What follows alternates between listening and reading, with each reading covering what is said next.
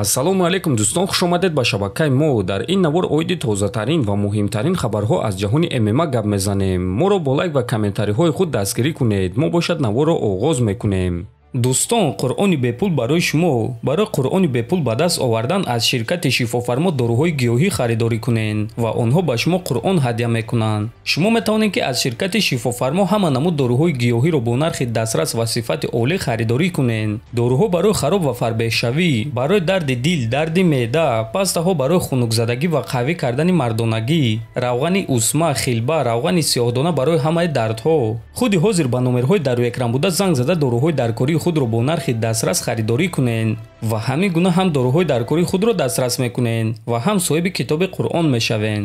чемпиони пешинаи вазни ним сабуки UFC Александр Волкановский гуфт ки барои чӣ Ислам Махачев сазовори рақами 1 паунд аст, на ин ки Ҷон Ҷонс. шумо ба Ҷон Ҷонс нигоҳ мекунед ва мегӯед ки ӯ бузургтарин ҷангвар дар ҳама замон аст ва мо ин чизро мефаҳмем, лекин ман фикр мекунам ки дар рейтинги паунд бояд ки тағйиротҳо бошад. вақтҳои охир Ҷонс зидди кӣ ҷангида буд?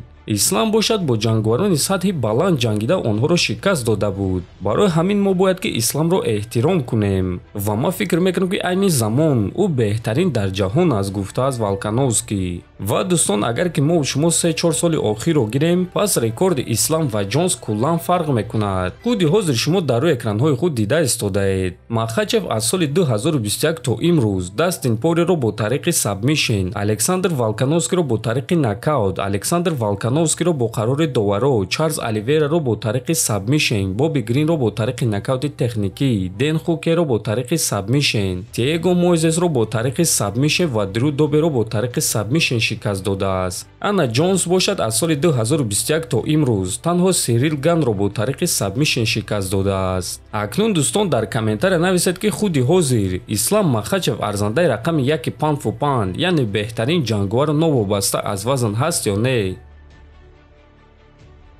якум рақами рейтинги вазни сабуки UFC Арманд Сарукян бо боварии калон эълон карда гуфт ки агар ки ӯ дар UFC 302 зидди Ислам Махачев меҷангид, пас ба осонӣ Исламро шикаст медод. агар ки рӯзҳои истироҳатии гузашта ман бо Ислам Махачев меҷангидам, пас барои ман ин муҳорибаи хеле осон мешуд. ман метавонистам ки бо ӯ тамоми 5 раунд гӯштин гирам, чунки ӯ хаста шуда буд. агар ки ту ҳатто беҳтарин ҷангвари ҷаҳон бошӣ ва хаста шавӣ, пас туро шикаст додан осон аст, гуфтааст Арман. ва дӯстон, журналистҳо ин суханҳои Арманро ба Ислам расонданд ва ӯ дар ҷавоб чунин суханҳо гуфт: ӯ танҳо мелақад тамом ба муҳорибаҳо таваҷҷӯҳ ҷалб карда наметавонад ва кӯшиш карда истодааст ки бо суханронӣ ин корро кунад. ӯ аллакай чунин имкониятро дошт. ман ӯро як маротиба шикаст додам ва акнун маҷбур мешавам ки ӯро бори дуюм шикаст диҳам. оиди хаста шудан чунин мегӯм: ягон вақт чунин ҳолат набуд ки дар вақти муҳориба ман монда шуда бошам, чунки ба ҳар як раунди нав ман бо қувваи нав мебаромадам. одами хасташуда дар панҷум раунд рақиби худро нафасгир карда наметавонад, гуфтааст Махачев. ва дӯстон, бояд гуфт ки айни замон Арманд Сарукян дар рейтинги вазни сабук дар ҷои якум қарор дорад ва эҳтимол аст ки ташкилот реванши онҳоро бо Махачев ташкил мекунанд. дӯстон, чӣ гуна ки ҳамаамон медонем Нурулло Алиев осеби вазнин дошт ва ӯ ҷарроҳӣ гузаронида тӯли чанд моҳ худбарқароркунӣ дошт. чанд муддат пеш Нурулло эълон карда гуфт ки то охирҳои тобистон ба октагон баргаштан мехоҳад ва мо шумо албатта ки баромадҳои ӯро интизорем. ва инак дӯстон, чанд соат пеш Нурулло Алиев хабар дод ки барои супоридани визаи амрикоӣ рафта истодааст ва визаро гирифта ба амрико сафар мекунад ва гуфт ки мухлисони ӯро хабарҳои хуб интизор аст. Салам алейкум, Нурулло. Куда поедем сейчас, брат? Едем подавать на визу, короче. Скоро очень хорошие новости, иншаллах. Возьмем визу, улетим в Америку. Готовиться.